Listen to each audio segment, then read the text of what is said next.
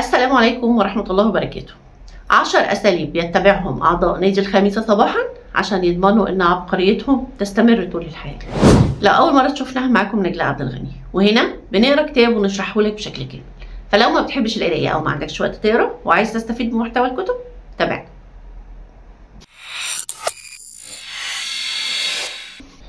أول أسلوب بيتبعه أعضاء نادي الخامسة صباحا هو أسلوب الفقاعة الضيقة للتركيز الكامل.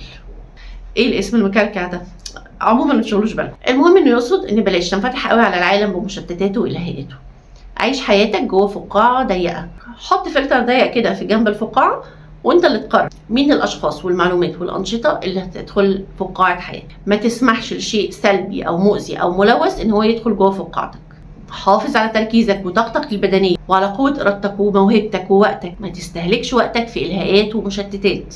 انت داخل فقاعتك محافظ على تركيزك وبتشتغل على تحقيق اهدافك.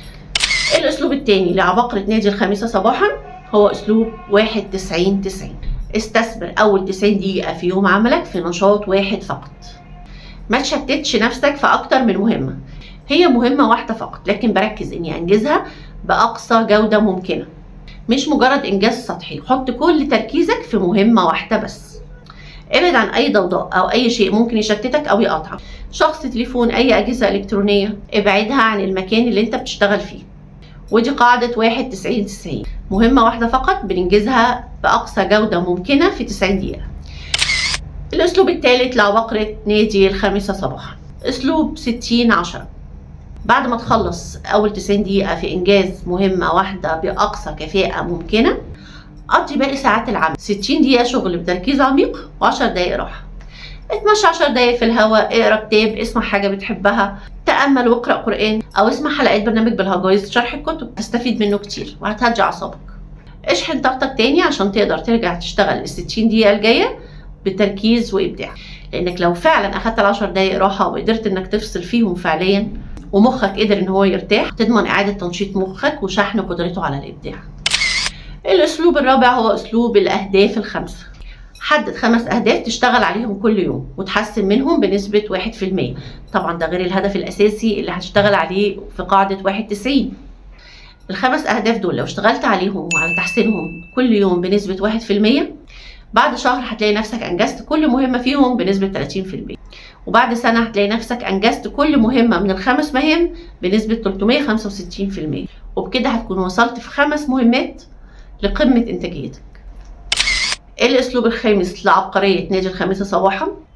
أثبتت الأبحاث إن تدريب وتحريك الجسم كل يوم بانتظام بيرفع جدا من تركيزك وبيسرع من قدرة المخ على التعلم، وبيزيد من طاقتك وبيرفع من مستوى التفاؤل، وبيساعدك على نوم أفضل، وبيساعدك على طول عمرك. ربنا يبارك في أعماركم يا رب.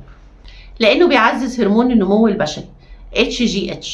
وعشان كل الفوائد دي، زي ما قدرت انك انت تحافظ على 20 دقيقة في اول اليوم تدريب، حدد ميعاد تاني للتدريب في اخر اليوم. ويا حبذا لو كان التدريب ده عبارة عن مشي لمدة ساعة في الطبيعة من غير الكترونيات ولا مشتتات. هتلاقي نفسك بتفكر بعمق وهتطلع بافكار قيمة جدا في نهاية اليوم، بالاضافة لكل الفوائد اللي ذكرناها. الاسلوب السادس لاعضاء نادي الخامسة صباحا. بص بقى، شوية رفاهية. خلاص بقينا من أعضاء نادي الخامسة صباحا والموضوع بقى حلو معانا وبقينا ناس مبدعين ومنجزين وناجحين. معانا فلوس بقى، اصرف بقى وما تستخسرش على نفسك. جلسات التدليك والمساج ليها أهمية كبيرة جدا في تحسين أداء المخ وتحسين الحالة المزاجية طبعا، وبيزيد من قدرتك على مقاومة التوتر، لأن طبعا بيقلل من إفراز هرمون الكورتيزول، وبيزود من هرمون السيروتونين، وبيقلل توتر العضلات وبيخفف الألم. حافظ على جلسات المساج وحدد لها وقت كل يوم او على الاقل مره في الاسبوع. قد تكون طبعا شايف ان دي رفاهيه، لكنها ضروره علشان شحن طاقتك وتحسين ادائك وزياده انتاجيتك. الاسلوب السابع جمع المواصلات. ايوه، المواصلات جامعه. الوقت اللي بنقضيه في المواصلات كل يوم واحنا رايحين وراجعين من الشغل مش اقل من 60 دقيقه، واحيانا بيكون اكتر بكتير. استغل وقتك وما تهدروش. تقدر تستغل الوقت ده في القرايه، اقرا كتاب، اقرا في المصحف، اسمع اي حاجة صوتية مفيدة، اسمع قرآن. اهتم بتطوير الجانب الروحي زي ما بتهتم بتطوير الجانب الذهني بالظبط. الاسلوب الثامن فريق الاحلام. العباقرة والافزاز مش بيشتغلوا لوحدهم، بيكون عندهم فريق عمل كل واحد هو الافضل في عمله، ودول اللي بيساعدوك وبيدفعوك للنجاح اكتر واكتر. زي كل الرياضيين المحترفين بيكون عندهم فريق عمل، مدرب وطبيب رياضي ومعالج ومدير اعمال ومدرب احمال وما الى ذلك. انتوا ادرى بقى.